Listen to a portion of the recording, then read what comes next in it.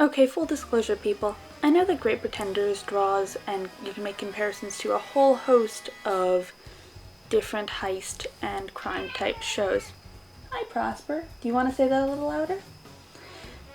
This video feed my cat Prosper apparently, who clearly hasn't been fed for about a decade. Hi there.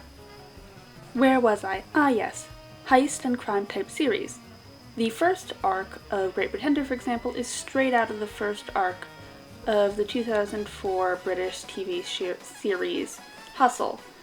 Expanded to make an entire arc and with some stuff added, but the same general concept. But while that particular arc might feel like it relates more to Hustle, the overarching premise, pacing, layout, characters, idea behind all of Great Pretender is at its heart and soul an anime version of the Western TV show Leverage. Because sometimes bad guys make the best good guys. The rich and powerful, they take what they want. We steal it back for you. We provide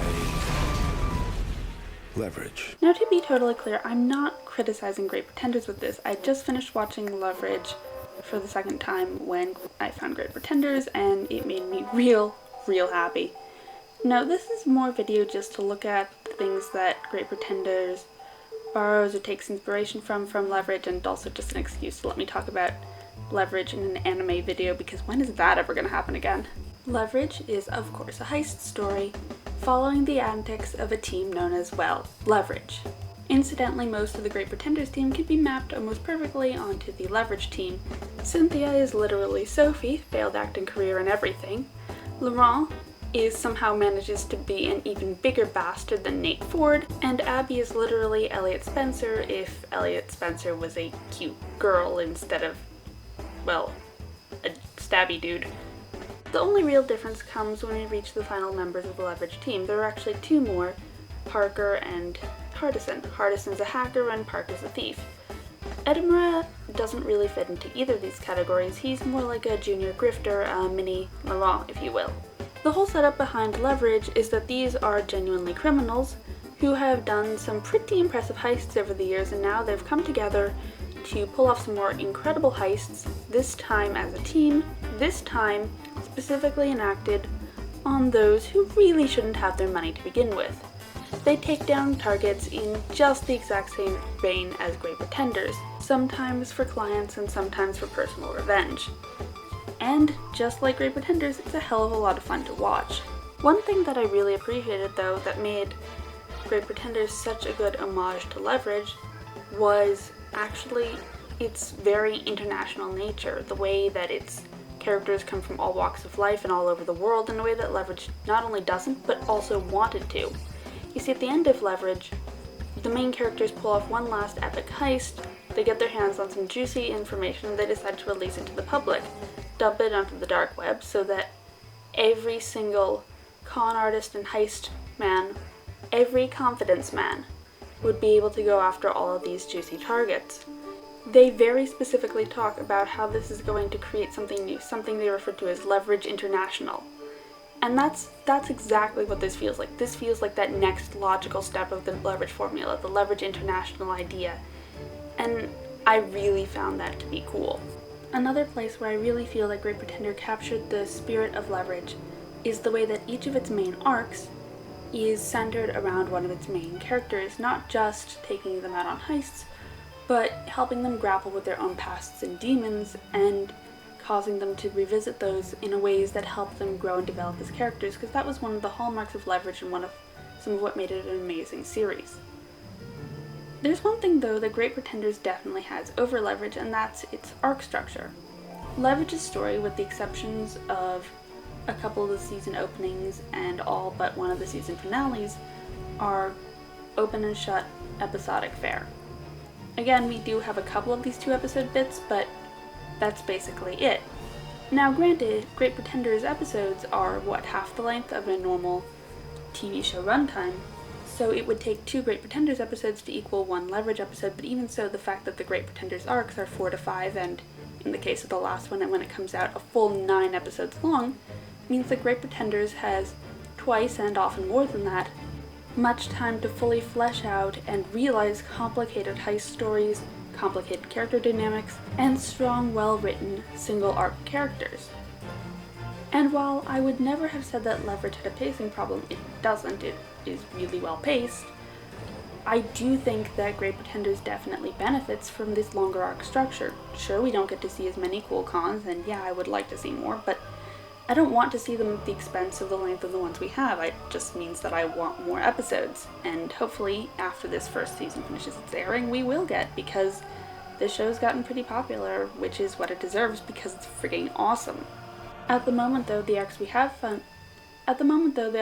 gotten function less like individualized TV show episodes and more like 3 and, when we finally get the Laurent arc, 4 standalone movies in the same franchise. And I think that's a really cool, really different way to structure this story, and hell, I'm all for it.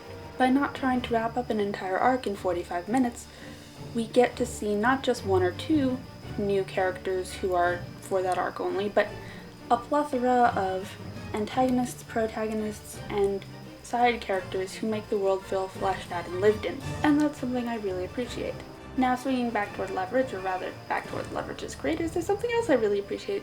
You see, the creative team behind Leverage, writer John Rogers and director Dean Devlin, are known for creating not 1 but 2 TV series. These 2 TV series, Leverage and The Librarians, fall into slightly different genres. Leverage is heist stories, The Librarians is magic, but they have many of the same overarching trademarks, themes, and sorts of episode setups. Basically, they follow a group of characters operating outside the law as they commit hijinks and schemes in order to take down whatever big bad, whether that be active evil Mother Goose fairy tales or a millionaire banker who's scamming you out of your pension. Not only do these 2 series feel very similarly in terms of tone and execution, and not only do they have the same team behind them, but they also even share actors. Jacob Stone from The Librarians is also Elliot Spencer from Leverage, which we all contend is the only reason they can't do a crossover episode. And in this new installation of Leverage, which is coming out when we found out about the soft reboot that's happening soon, the actor who plays the head librarian, Flynn Carson himself, is swapping over to Leverage to take up the role as new strategist character for that series. The point is that these 2 shows have so much crossover in terms of, well, every component, that it would almost be surprising for someone to be a fan of one show and not having watched the other. So keep that in mind when I bring up this next part, because if it weren't for the connections between Great Pretender and Leverage, I would say, okay, this is just a total coincidence, but considering the fact that Great Pretender so clearly draws so much of its character, plot structure, overarching arc setup, everything from Leverage, makes me feel like there's just no way this could be a coincidence. This being the fact that Librarians has 1 thief character. All the other characters are from various different walks of life, but has 1 named thief, and that is, ladies, gentlemen, and non-binary dragons, I give you Ezekiel Jones. And so I give you Great Pretenders, Abigail Jones. Yeah, that name choice was totally a coincidence, right? I laughed so hard when I first saw Abby's full name, I gotta tell you. That kinda made my day. So where am I going with all this? Well, I just think it's really cool. Leverage and The Librarians are 2 of the best live-action TV shows I have ever seen, and getting to see an anime with the same tone, style, and sensibilities is just truly incredible to me, and if y'all like Leverage or The Librarians, you owe it to yourself to go and watch Great Pretenders, and the other way around is 100% true as well. If you like Great Pretenders, even if you don't watch much live-action TV, I really think you'll get a kick out of Leverage and also probably The Librarians. I really do feel like Great Pretenders is Leverage's spiritual successor, and if you go ahead and watch both, I think you will too. This is Coriander Stone, and I thank you for watching. El Psi Congru.